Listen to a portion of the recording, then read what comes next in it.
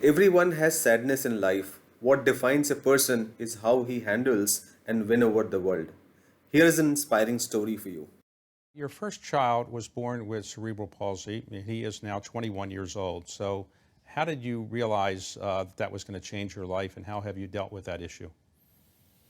Yeah, even I was 29 years old when Zain, our son, was born, and if you had even asked me maybe even an hour before he was born what was going through my head, it was all about, oh, is the nursery going to be ready? What's going to happen to our weekends now? We have a son.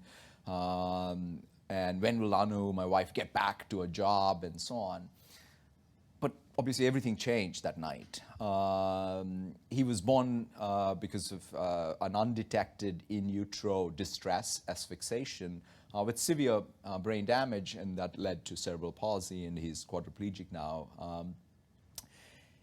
The first, I would say, David, maybe even 2 years or more even, I was more about like, why did this happen to me? What happened to us? And all of these plans that I had are now all been thrown up in the air and changed.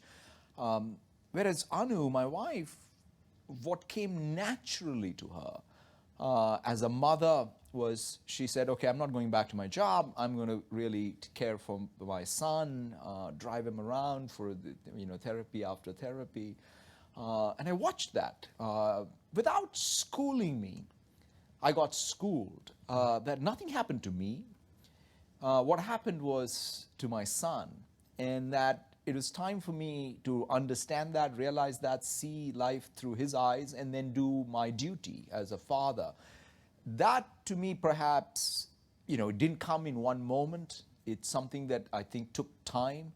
But as I figured it out, it changed me, both as obviously a parent, but also who I am today and how I approach everything. Now, your wife was trained as an architect. That's right. And she's given up doing that for a while. That's right. Now, you have two daughters.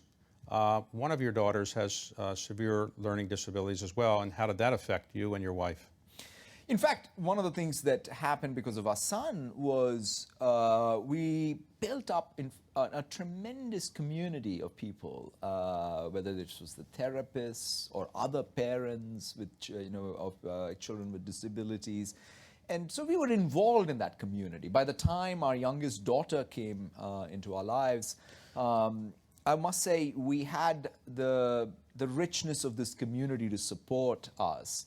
And it turned, when we recognized very early on, and Anu and I, and Anu in particular, was very quick to realize that she will need additional help.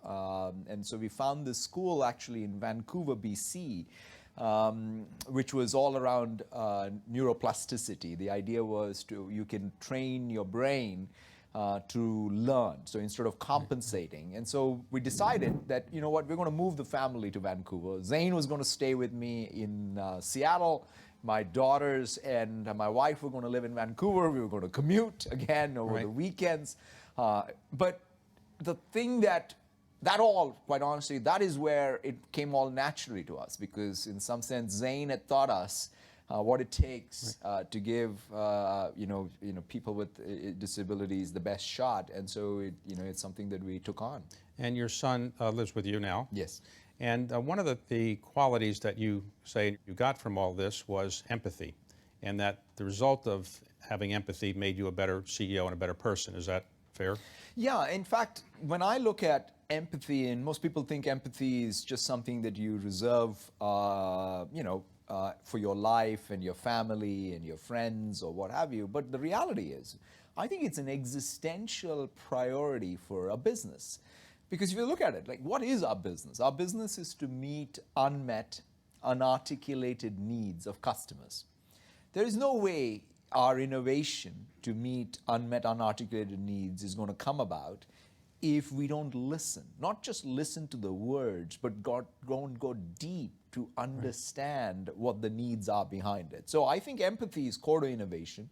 And life's experience, if you listen and you learn from, teaches you. I wouldn't claim, as I've sort of even talked about it, with any innate capability of empathy that I was born with. If anything, it's life that has taught me. And if anything, my pursuit is every year is there growing sense of empathy for people around me? Thank you for watching. For more stories and tips on career, job, and motivation, subscribe to this channel.